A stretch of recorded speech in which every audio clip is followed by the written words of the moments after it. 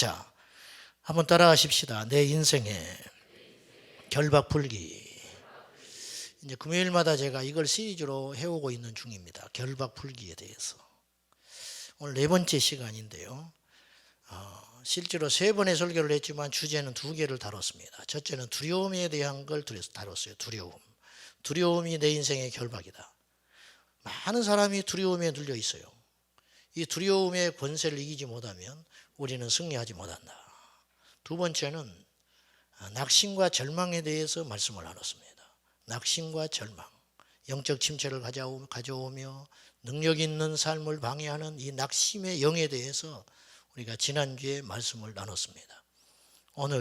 오늘은 원망과 불평에 대해서 말씀 나누겠습니다. 원망과 불평. 자, 어떤 어부가 밤새껏 술에 취해가지고 노를 지었습니다. 본능적으로 노를 지었어요. 가고자 하는 곳으로 노를 밤새껏 지었는데 동토오르는 새벽에 술이 깨서 보니까 배가 하나도 움직이지 않았어요. 이유가 뭘까요? 밧줄이 항구에 묶여 있었습니다. 이 헛된 노력입니다. 이 결박이거든요. 결박. 왜 똑같이 예수를 믿는데 하나님이 우리를 창조하실 때는 우리를 강하게 만드셨는데, 아멘. 주님께서는 당신의 제자들에게 권능을 주셨는데, 주님께서는 당신의 제자들에게 너희가 나를 믿으면 나보다 나의 하는 일을 할 것이고 나보다 더 큰 일도 하리라, 그렇게 말씀하셨는데 어째서 우리는 무기력한가? 그 이유가 있을 거 아니냐. 이유가 어째서 우리는 구원받는 수준에 멈춰 있는가? 물론 구원받는 건 일생일대의 가장 중요한 문제입니다. 이 밤에 오신 분 중에 구원받지 못한 사람은 이 밤에 구원받으셔야 됩니다. 여러분, 구원받지 못하고 우리가 세상의 천하로도 뭐하겠어요? 교회만 왔다 갔다, 시계추만 왔다 갔다 하는 교인 되지 말고 구원받아 하나님의 자녀가 되어야 되는 것입니다. 이것이 우리 일생의 숙제예요. 아쉽게도 현대 크리스찬들 중에 구원받지 못한 사람이 수두룩합니다. 수두룩해. 제가 신학을 할 때 집회를 곧잘 다녔는데 저기 서울 북쪽에 있는 기자촌 교회라고 있어요. 거기 학생부 집회를 해달라고 그래서 제가 간 적이 있었습니다. 가가지고 이제 3일간 집회를 했는데 이제 구원에 대해서, 성령 충만에 대해서, 이런 어떤 영적 세계에 대해서 설교를 했는데 마지막 이제 저녁이 됐어요. 마지막 저녁이 됐는데 왠지 내 마음에 찜찜함이 있는 거예요. 여기에 구원받지 못한 사람이 있다. 구원받지 못한 아이들과 구원받지 못한 사람이 있는데 내가 이 집회를 마감하고 가서 되겠는가? 내 양심이 꺼려서 안 되겠는 거예요. 이들 중에는 죽을 사람도 있고 내일 우리가 그렇잖아요. 어디서 어떤 일을 만날지 모르잖아요. 그래서 마지막 날 저녁에 폐일을 하고 다시 구원에 대해서 강하게 말씀을 하고 기도를 했어요. 그래서 구원받지 못한 사람은 자리에서 일어나라 했습니다. 난 아이들이 일어날 줄 알았어요. 부장 장로님이 일어났어요. 거기는 장로님이 부장님이시다. 부장 장로님이 울먹울먹하면서 구원받지 못했다고 일어났어요. 여러분, 저는 굉장한 용기라고 생각해요. 굉장한 용기입니다. 굉장한 용기. 지금 은퇴하셨지만은 부산 호산나교회 최홍준 목사님이 강남 사랑의교회 부목사님을 하다가 부임을 해서 갔습니다. 그때 교회가 새중앙교회였어요. 부산 새중앙교회. 부임을 해서 장로님 가정을 쫙 신방을 했습니다. 장로님 집안부터 먼저 신방을 쫙 했는데 어느 장로님 집에 딱 갔는데 왠지 이 장로님이 거듭나지 못한 생각이 드는 거예요. 이 목사님 보통이 아닌 거죠. 그래서 안방에 장로님만 따로 불렀어요. 부부를, 신방대원들을 물리고, 그리고는 물었어요. 장로님, 지금 돌아가시면 천국에 갈 수 있습니까? 또 이 장로님이 이렇게 말했어요. 아니, 내가 장로인데요. 아니, 장로님 그거 말고요, 지금 돌아가시면 천국 갈 수 있냐고 제가 물었습니다. 아유, 목사님, 제가 예수 믿은 지가 얼마인데. 아니요, 그거 말고 지금 돌아가시면 천국 갈 수 있습니까? 고개를 푹 숙이고 답을 못 해버려요. 옆에서 권사님이 울어버립니다. 그날 다시 예수님을 만나고 영접하고 이 장로님이 구원을 받으셨어요. 어떤 일이 벌어졌겠어요? 그 이후로 권사님이 나중에 고백했어요. 내 평생의 기도 제목이 내 남편 장로 구원받는 것이다. 성도들은 모른다. 성도들은 몰라. 교회를 빠지기를 하나, 교회 일에 뒤처지기를 하나, 모든 것에 1등이고 모든 것에 열심이다. 그러나 영은 거듭나지 못했다. 목사도 지옥 갑니다. 예수 3대 믿는 자손도 지옥 갈 수 있습니다. 선교사도 지옥 갈 수 있습니다. 구원의 확신이 중요한 게 아니고 구원 받는 게 중요한 것입니다. 한국교회는 구원의 확신만 강조해요. 구원 확신 얻었냐? 너 시험 잘 볼 확신이 있냐? 네, 나는 시험 잘 봤어요. 그런다고 100점 맞습니까? 시험 잘 봤다고 까분 넘치고 잘 본 놈이 하나도 없어요. 시험을 잘 봐야 잘 보는 거예요. 구원 받아야 받는 거예요. 구원 받으면 확신이 뭐가 중요해요? 물론 확신은 우리에게 힘이 되고 용기가 되는 것이지만 확신에 속아서 구원받지 못한 사람도 있다 이거예요. 여러분의 구원관을 다시 새롭게 하시기를 바랍니다. 네, 구원받아야 돼요. 자, 아무리 노를 저어도 끊지 않으면 앞으로 나갈 수 없어요. 우리 인생도 마찬가지예요. 뭔가를 열심히 향하여 달려가는데 여전히 내 안에 묶임이 있다. 결박이 있다. 10년을 예수 믿는데 제자리 걸읍니다. 맨날 며칠을 기도하는데 제자리는 걸읍니다. 어째서 이런 일이 벌어지는가? 뭔가 결박이 있다.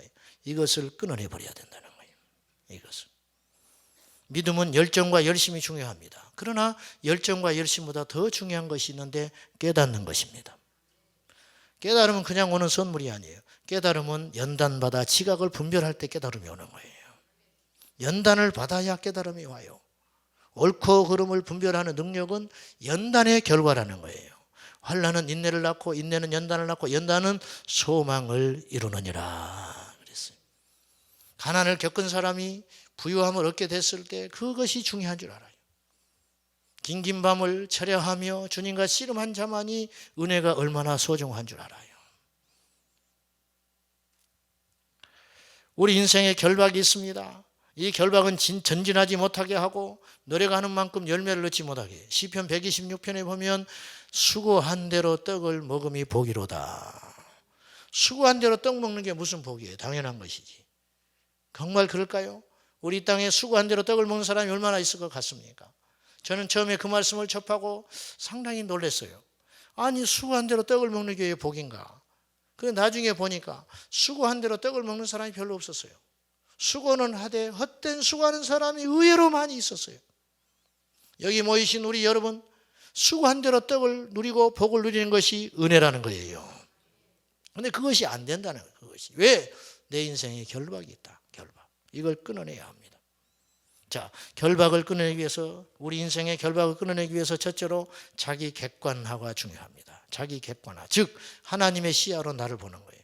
다른 사람의 시야로 나를 보는 거예요.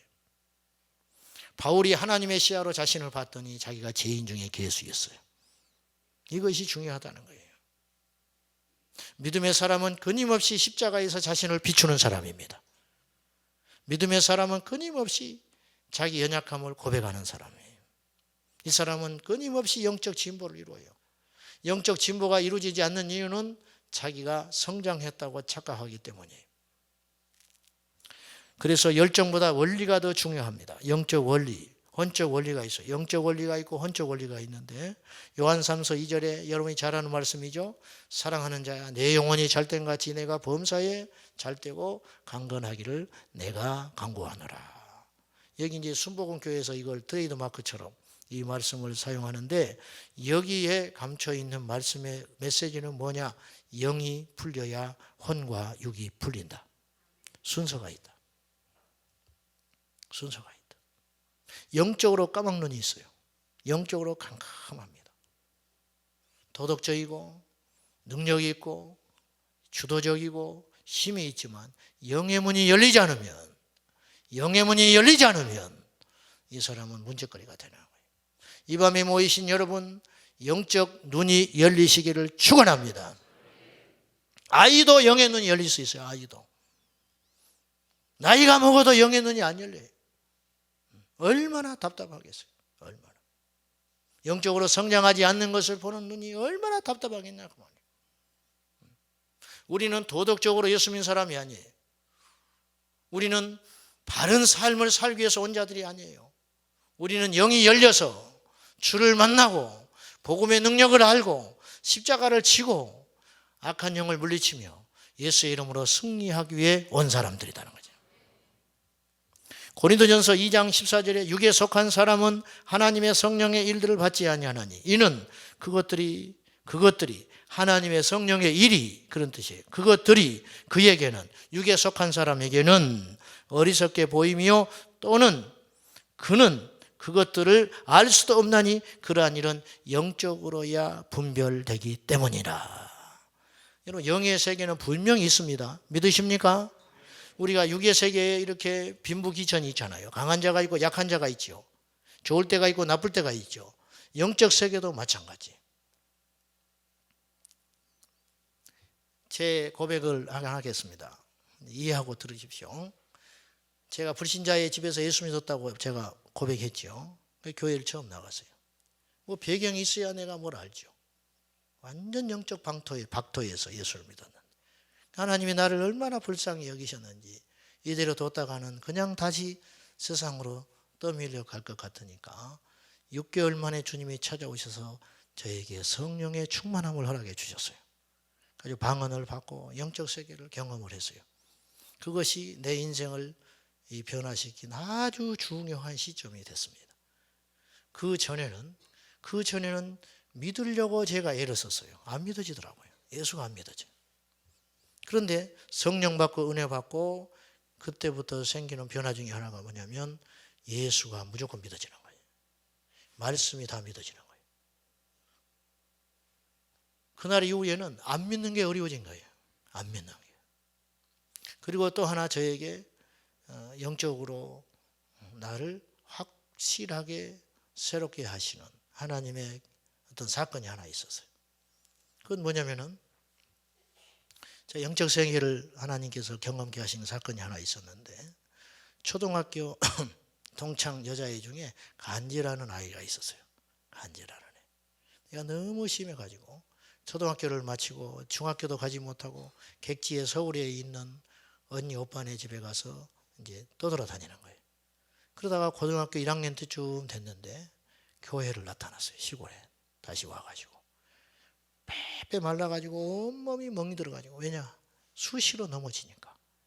그래가지고 젓가락처럼 돼가지고 교회에 나타났어요. 근데 시골 교회 그 전도사님이 목사 안수를 받고 다른 데로 가버리셨어요.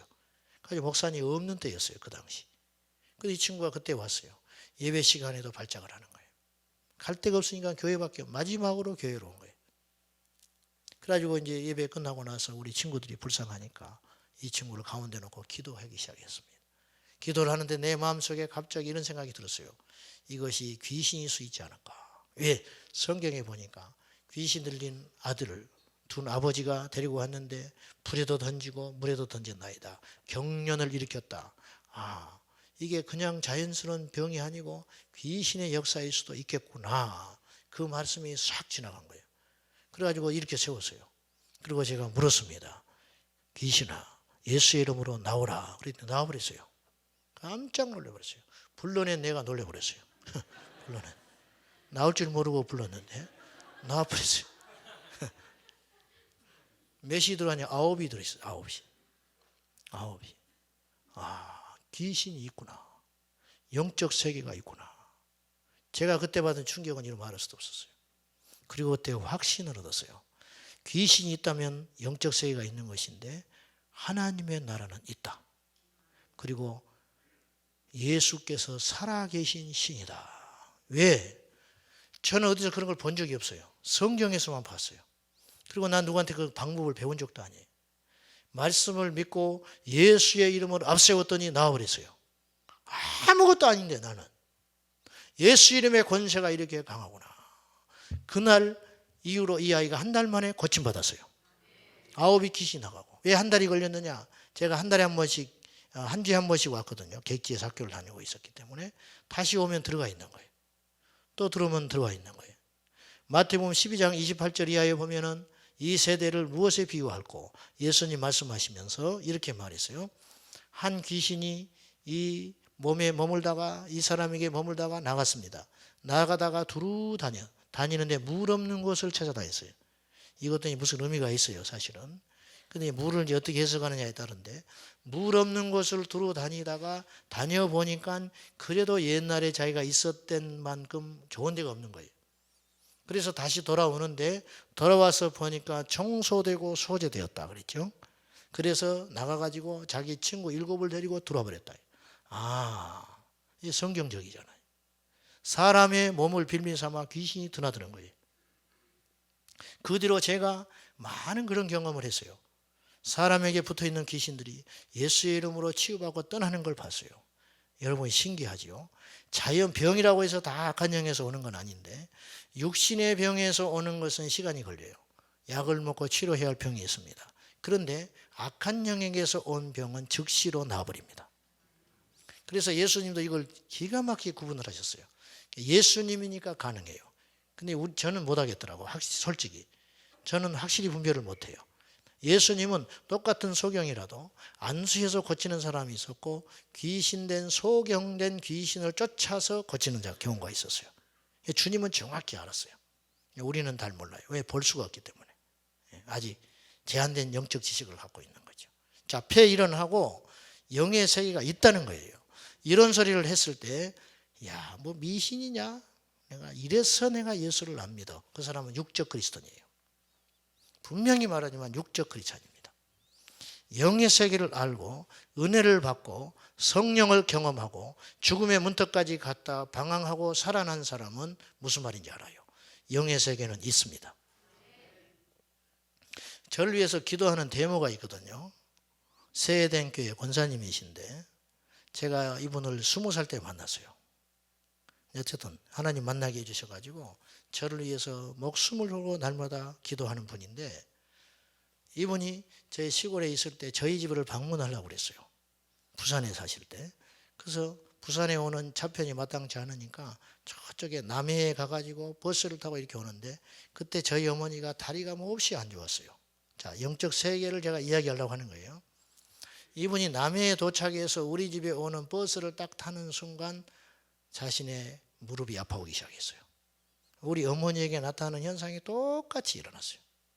그래서 이미 그분이 왔을 때 우리 집에 왔을 때는 우리 어머니의 몸 상태를 쫙 깨고 와 있었어요. 그래서 저하고 어머니하고 둘이 셋이서 예배를 드렸습니다. 그때 저희 모친이 교회를 안 다닐 때입니다. 안 다닐 때인데 그 어려운 자리잖아요. 처음 대면하는 자리잖아요. 근데 이분이 딱 기도를 하고 이렇게 잠깐 복음을 전하는데 우리 어머니가 비그르르 쓰러져 자버리는 거예요. 생전 낮잠도 안 주무시는 분인데 그 어려운 자리인데 2분 3분 만에 팍 잠이 들어가지고 퍽 쓰러져 버리는 거예요. 그럼 어떻게 해볼 수가 없는 거예요. 이게 영의 세계예요. 제가 전에도 한번 고백했지만 교만이 아니고요. 여러분도 이런 확신을 가져야 되는데 어떤 확신이냐. 저는요. 그때 우리 친구에 붙어있던 악한 영을 귀신을 예수의 이름으로 쫓아낸 이후로 한 번도 지금까지 귀신을 두려워보지 않았어요. 자,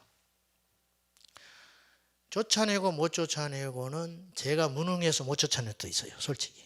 그런데 그것과 별개로 한 번도 저는 무서워하지 않았어요. 한 번도 귀신을 저는 무서워하지 않았어요. 교만이 아니에요. 하나님의 능력이 이렇게 큰 것이에요. 예수 이름의 능력이 이렇게 큰 것입니다. 사랑하는 여러분, 확신을 가지십시오. 누가 우리를 건드립니까? 예수 안에 있는 우리를 누가 건드릴 수 있습니까? 우리가 패배하는 이유는 마귀에게 지는 경우라기보다는 스스로 패배해버리는 거예요. 스스로 속아가지고. 여러분, 기도 조금 못할 수 있어요. 우리가 어찌 기도하는 기계입니까? 못할 수도 있지. 성경 보는 게 쉬운 일만은 아니에요. 그러나 그것과 별개로 우리는 능력이 아니라 권세자라는 것을 기억하셔야 돼요. 예수의 십자가를 통과한 자는 권세예요. 영접하는 자, 곧 그 이름을 믿는 자들에게는 하나님의 자녀가 되는 권세를 주셨으니 권세와 능력은 같을 것 같지만 차이가 있어요. 능력은 있을 때가 있고 없을 때가 있어요. 마당에서 여쭙는 것은 종입니다. 안방에서 말하는 것은 자녀입니다. 아무리 종이 똑똑해도 권세가 없습니다. 아무리 종이 똑똑해도 능력입니다. 자기의 능력과 살아가는 것입니다. 그래서 상 모습이 있고 작은 모습이 있는 겁니다. 자녀는 코를 흘리고 팔불출 같아도 하나님의 자녀이기 때문에 그 자녀의 권세를 감히 능력 가진 백성이 뛰어넘을 수 없는 거예요. 우리는 자녀의 권세를 가졌어요. 하나님의 자녀의 권세. 누가 우리를 멸시합니까? 가난하다고? 누가 우리를 멸시합니까? 직업이 시원찮다고? 그것 자체를 주님이 기뻐하지 않아요. 그것과 상관없이 우리는 영적인 권세자다 그 말이에요. 구원받아 하나님의 자녀가 되었고 예수의 이름이 우리 안에 있다면 우리는 능히 승리할 수 있게 되는 것입니다. 이 확신 갖게 되시기를 예수님의 이름으로 축원합니다. 영적 지각력, 영적 분별력은 거저 오는 것이 아니에요. 여러분 바울이 즉시 하나님께 쓰임받은 것 같죠. 천만에 그의 고향 땅 다소에 낙항해가지고 광야에서 아라비아 광야에서 3년을 연단받았어요.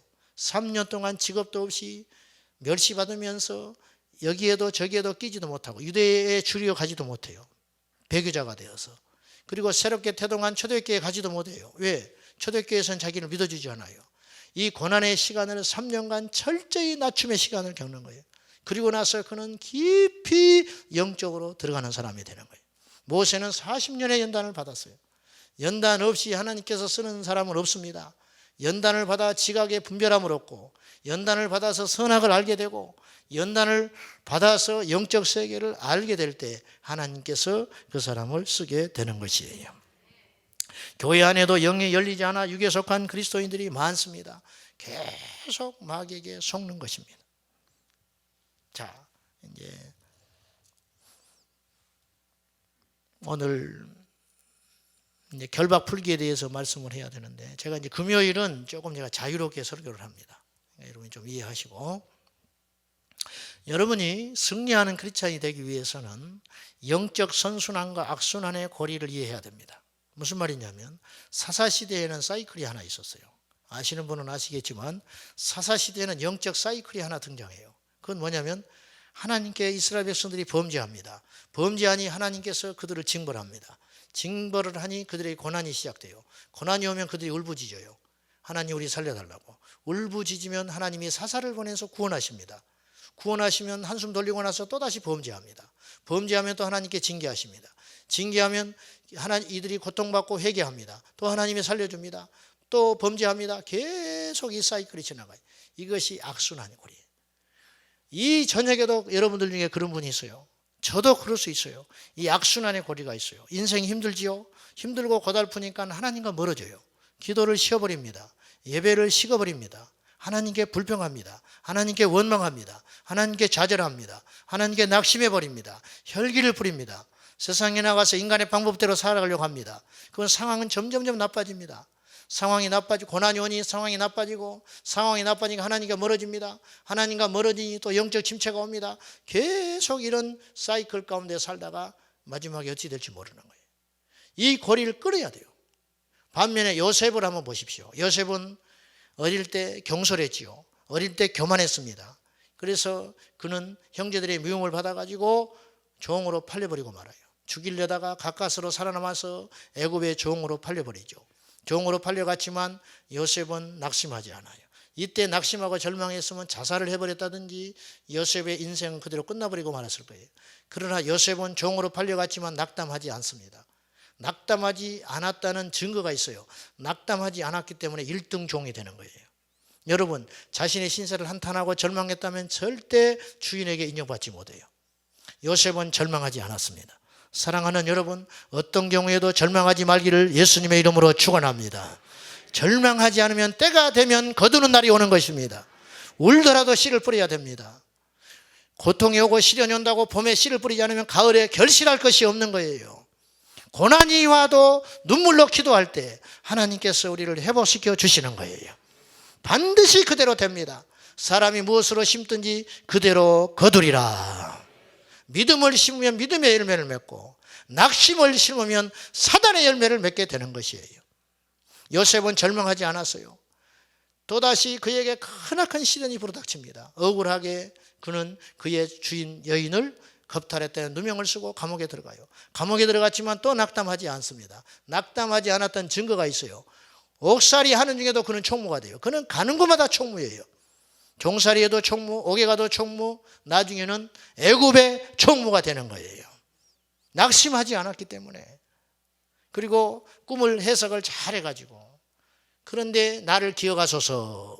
그런데 올라가서 잊어버린 거예요. 술 맡은 관원장 잊어버렸어요. 몇 년을 2년 동안 잊어버리고 사는 거예요. 그러나 요셉은 낙담하지 않아요. 여러분, 철석같이 믿었는데, 이 사람이 나가가지고 자기를 구원해 줄 줄 알았는데, 큰 은혜를 입었는데, 나를 기억해 달라고 사정했는데 2년 동안 연락 한 번이 없다면 얼마나 낙담이 되겠습니까? 그런데 요셉은 낙심하지 않습니다. 어떻게 알 수 있느냐? 2년이 지났을 때 하나님의 역사가 일어나죠. 바로가 꿈을 꿨는데 해몽할 사람이 없는 거예요. 그래서 그때서야 술 맡은 관원장이 내가 크게 범죄하였도다. 그리고는 요셉을 불러오릅니다.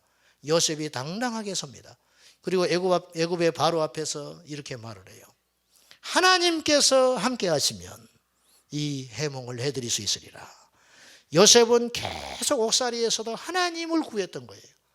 이게 바로 하나님 중심으로 변했다는 증거예요. 자, 얼마든지 낙담할 수 있어요. 얼마든지 절망할 수 있어요.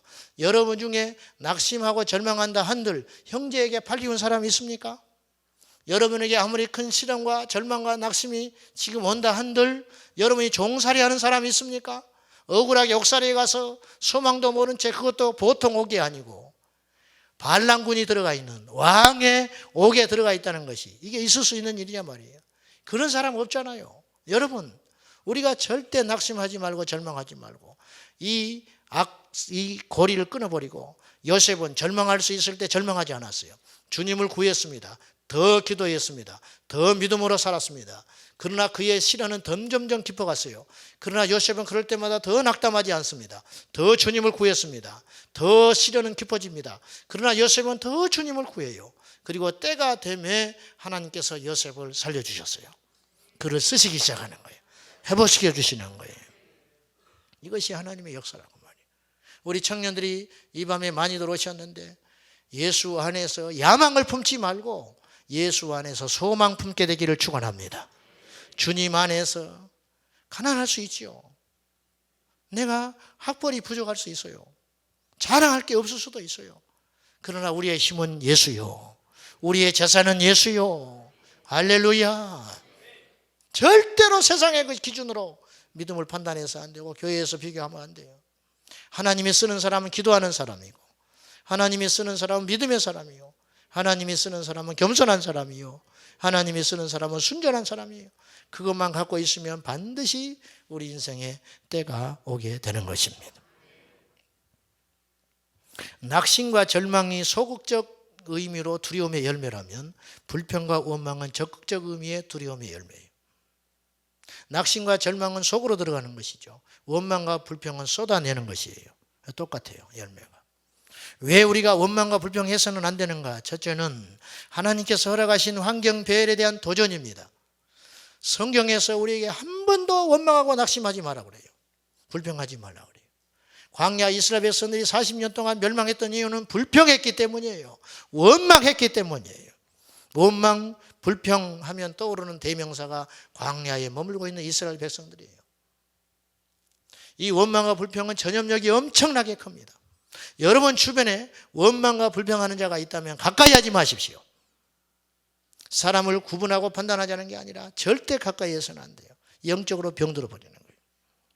원망과 불평을 왜 우리가 해서는 안 되냐면 사단에게 공격을 빌미를 제공해요. 사단은 모든 사람을 공격해요. 묻겠습니다. 사탄은 믿는 자를 공격할까요, 안 할까요? 해요, 안 해요? 합니다. 더 해요, 더 해. 그래서 우리는 깨어 있어야 되는 거예요. 천년왕국 기간 동안은 사탄은 공격을 받지 않아요. 사탄은 무적행에 천년 동안 갇히기 때문에. 저 천국에 가면 우리는 사탄의 공격을 받지 않아요. 그러나 제약투성인 이 땅, 공중 권세 잡은 자 아래 창조받은 우리 인간은 사단의 공격을 합법적으로 받을 수밖에 없다는 거예요. 사단은 모든 사람을 공격합니다. 믿는 자도 공격합니다. 그러나 모두가 넘어지는 건 아니에요. 그렇죠, 여러분? 사단이 여러분 흔들어 대잖아요. 그러나 우리 넘어지지 않는 사람이 있어요. 그런데 어떤 사람은 넘어져요. 왜 넘어지느냐? 원망과 불평하는 사람은 100% 넘어집니다. 교회에서 원망하는 사람, 가정에서 원망하는 사람, 일터에서 원망하는 사람 반드시 있어요. 그는 형통하지 못합니다. 가룟 유다를 보십시오. 마귀가요, 가룟 유다만 집중으로 공격한 게 아니에요. 마귀가 12제자를 끊임없이 흔들었을 거예요. 베드로도 흔들었잖아요. 그래서 주님 말씀했죠. 시몬아 시몬아, 사단이 너를 밀가부르듯이 흔들어 대는데 너는 믿음을 굳게 한 후에 내 형제를 굳게 하라. 그래서 내가 너를 시험에 들지 않게 기도한다. 주님이 그랬어요. 주님은 아는 거예요. 계속 예수님도 공격했는데 제자들을 공격하지 않았겠어요? 그런데 그 중에 넘어진 자가 가룟 유다예요. 왜 넘어졌느냐? 요한복음 12장에 보면은 가룟 유다가 원망해 버립니다. 어떤 원망? 300데나리온이 넘는 옥합을 깨뜨려서 예수님의 장사를 준비한 거룩한 여인이 있죠. 그래서 머리끝에서 발라버립니다. 그럴 때 유다가 이렇게 이야기합니다. 왜 이것을 허비하느냐? 이것을 팔아서 가난한 자들에게 주면 얼마나 좋겠냐? 그렇게 말한 속셈이 있었다고 그랬죠. 그 속셈이 뭐예요? 자기가 돈을 맡은 사람이에요. 그래야 챙길 거 아닙니까? 원망했어요. 왜 깨느냐? 주님의 입장에서 보지 못하는 거예요. 그리고 요한복음 13장 1절에 사탄이 가룟 유다에게 들어가니라. 성경은 그렇게 있어요. 원망하면 사단의 공격을 받아요. 원망하면. 멕시코에 가면 신기한 온천이 있답니다. 이 온천은 한 온천인데 동시에 차가운 물과 따뜻한 물이 나온다는 거예요. 그래서 그곳에 사는 주민들은 빨래를 아주 효과적으로 한다는 거예요. 왜? 빨래거리를 가져가서 처음에 뜨거운 물에다가 확 적신다는 거예요. 설설 끓는 물에다가 그냥. 그리고는 헹구는 것은 찬물에 가서 헹궈가지고 깨끗하게 나온다는 거예요. 관광객들이 가가지고 물었어요. 여러분들은 정말 하나님의 축복을 받았어. 어떻게 이런 신기한 온천이 있느냐고. 그랬더니 한 사람이 불평하고 원망하더랍니다. 하나님이 줄 것 같으면 비누도 줘야 되는데 비누를 안 줬다고 불평하더라. 대책이 없는 거예요. 그런 경우는. 추운 것도 불평이고 따뜻한 것도 불평이고. 그렇지요 여러분? 이 시간 이후로 우리 교회에서 원망의 영이 떠나가기를 축원합니다. 불평의 영이 떠나가야 됩니다. 여러분 가정에서 원망과 불평이 떠나가야 됩니다. 저는 잘 살자고 하는 의미가 아니에요. 영적으로 승리하자는 거예요. 여러분 하나밖에 없는 인생이잖아요. 하나님이 우리를 위해서 십자가에 당신의 아들을 죽일 만큼 가치가 있잖아요. 그런데 이 인생을 우리가 허비하고 원망하고 물어뜯고 질투하고 시기하고 두려워하고 낙심하고 절망하여 살기에는 너무 아까운 세월 아닙니까? 힘내서 주의 일을 해도 아까운 세상인데 우리가 힘내어서 아버지 앞에 사명 감당하는 저와 여러분이 되어야 할 것입니다. 원망과 불평이 올 때 우리는 원망과 불평을 기도로 바꾸는 거룩한 습관의 역사가 일어나야 돼요. 영적 분별을 잘해서 원망과 불평의 길을 닫으시기를 바랍니다. 자꾸 원망을 들어주니까 원망을 하는 거예요. 원망과 불평을 할 때 절대 함께 하지 마세요. 원망과 불평하다가 지기 스스로 지쳐버리게 놔둬버리세요. 동조를 하니까 와서 자꾸 이야기하는 거예요. 여러분 이런 사람 조심해야 돼요. 너한테만 이야기하는 거야. 그 사람은 다 이야기하고 다녀요. 또 이런 거 있죠. 너만 알고 있어. 어떤 경우는 이런 일이 있어요. 저한테 와가지고 이거 목사님만 알고 계십시오. 그리고 이제 딱 이야기해요. 어떤 사람이 나한테 만나가지고 그 이야기를 하는 거예요. 목사님 혹시 아십니까? 그럼 나는 뭐라고 말을 해야 돼요? 모른다고 해야 되는 거예요. 그럼 뭐라고 하는지 알아요? 이상하네. 그 사람이 말했다고 하던데. 사람 하나 바보 되는 건 우스운 일이에요. 한순간에 바보 되버려요. 여러분 우리 주변에 누가 있는지를 잘 보십시오. 우리 주변에 남의 말하는 사람은 내가 남의 말을 하기 때문에 붙어 있는 거예요. 우리 주변에 원망과 불평이 있는 사람이 있는 건 내가 그 뭔가를 제공하고 있는 것입니다. 그걸 봉쇄해 버리십시오. 닫아 버리십시오. 가정에서 일터에서 교회에서 원망과 불평의 결박을 끊어버리고 감사하며 승리하며 능력 있게 할렐루야 우리 모두 승리하시기를 예수님의 이름으로 축원합니다.